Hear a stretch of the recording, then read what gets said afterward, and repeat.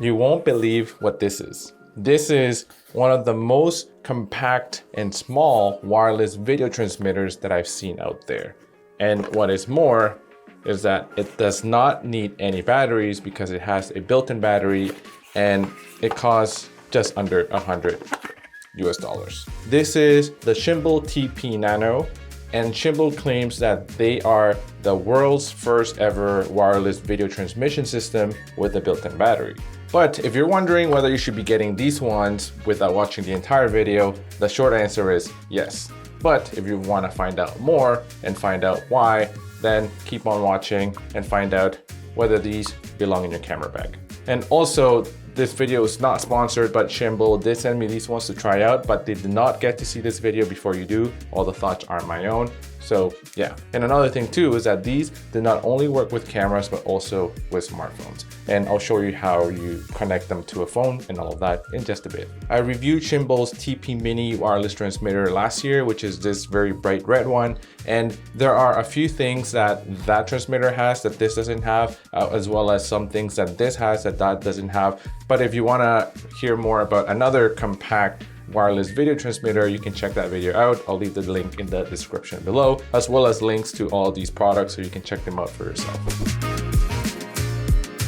So in the box, you get the transmitter with the TX, you get the receiver with the RX right there, you get a bunch of cables, USB-C to HDMI, a USB-C cable, and a USB Type-A to USB-C cable. It does not come with a couple of things that I think would have been very useful. Is one of these ones an equivalent of an HDMI cable, but to a lightning port if you are still using an older version of an iPhone. So yeah. Another thing too is that I wish they had included a cold shoe mount here so you could attach this to the camera. So I have to find one here somewhere so I can go ahead and use it. But one sec. Okay, so I found this little thing, goes from, So this little thing goes from cold shoe to 1/4-20 thread. So yeah, I can use this and attach it here, so yeah. Both of these are very tiny and lightweight. In terms of thickness, this is what it compares to an iPhone right there. So very thin and very lightweight. They actually weigh about 88 grams or 0.2 pounds. So they are made of plastic, being budget friendly, and they're covered with a nice sort of matte finish that it feels a little bit like silicone-y sort of material.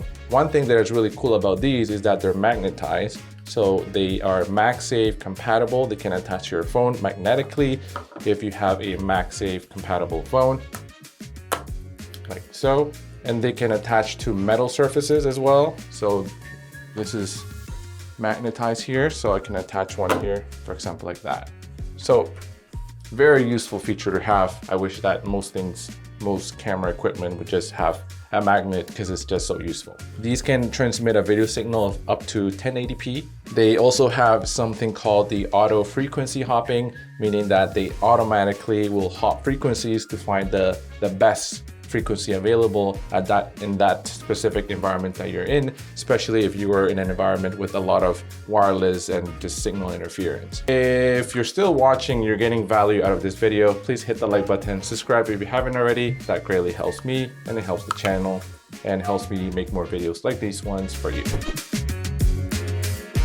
They both have an on-off switch here on the side, USB-C port, HDMI port, HDMI in here for the transmitter, and HDMI out here for the receiver.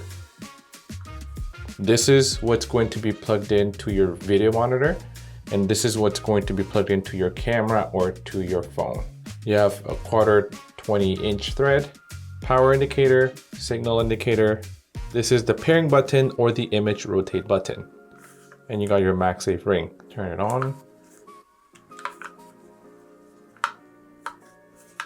With the power indicator, when this is green, you have 50 to 100% battery. When it's yellow, it's 10 to 50%. And when it's red, it's less than 10%. And you probably need to start charging it. The signal light will blink blue fast when pairing and become solid blue once it's paired. On the transmitter, on this thing, the TX one, the light will blink blue slowly if there's no video input, and it will remain solid once the video input is detected. And because this is not plugged in, there's no video input, so it's slowly blinking.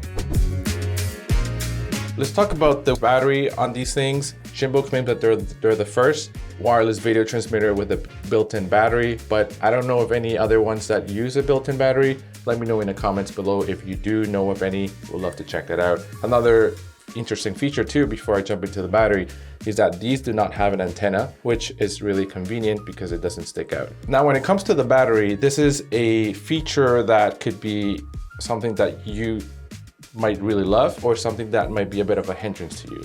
So it has a 2000 milliamp hour battery, which lasts about 4 hours of continuous use, which if you've been on long shoots, 4 hours is not a lot. But if you are a content creator, or if you are in a shorter shoot, or if you need something that is very portable, for example, you want to transmit an image from a gimbal or something like that, and you just want it as little weight as possible in your rig and in your setup, these would be very useful for those situations.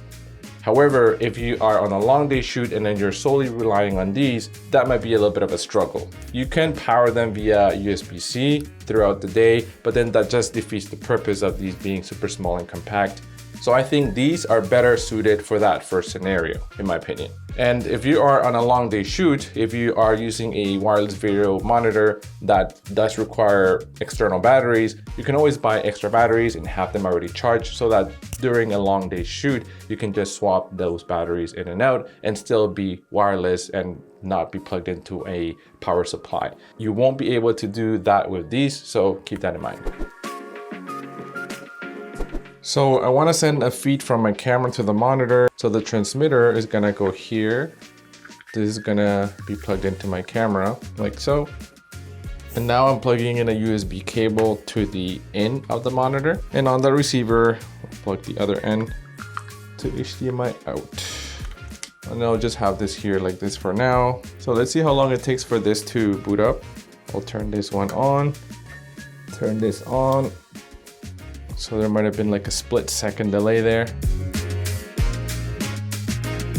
Okay, so it takes a little bit of time, about 28, 29 seconds. So this is pretty much plug and play, and there isn't much to it.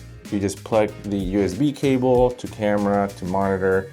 You could also plug this to a big computer monitor or a TV and monitor like that. And it's just plug and play, super simple and easy. Now let's see how to use this with a phone.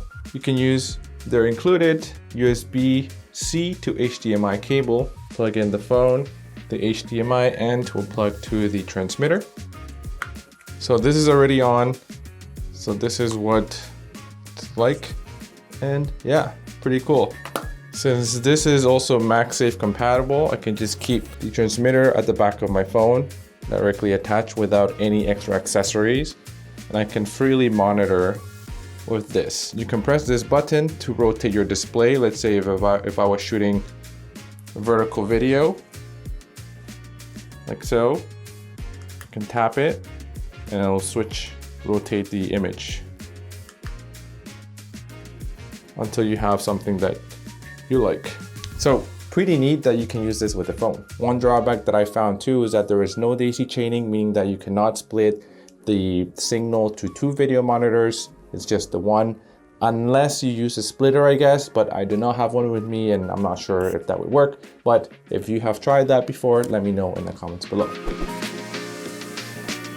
Shimbol claims a range of 150 meters or 500 feet. So in most scenarios, I wouldn't even be exceeding that range, but that range is also going to depend whether you're in a busy downtown environment or in an environment where there's a lot of busy wireless signals as well. But let's give this a quick test outdoors just to check the range. Like 50 meters or 70 meters, pretty far, no drop in signal.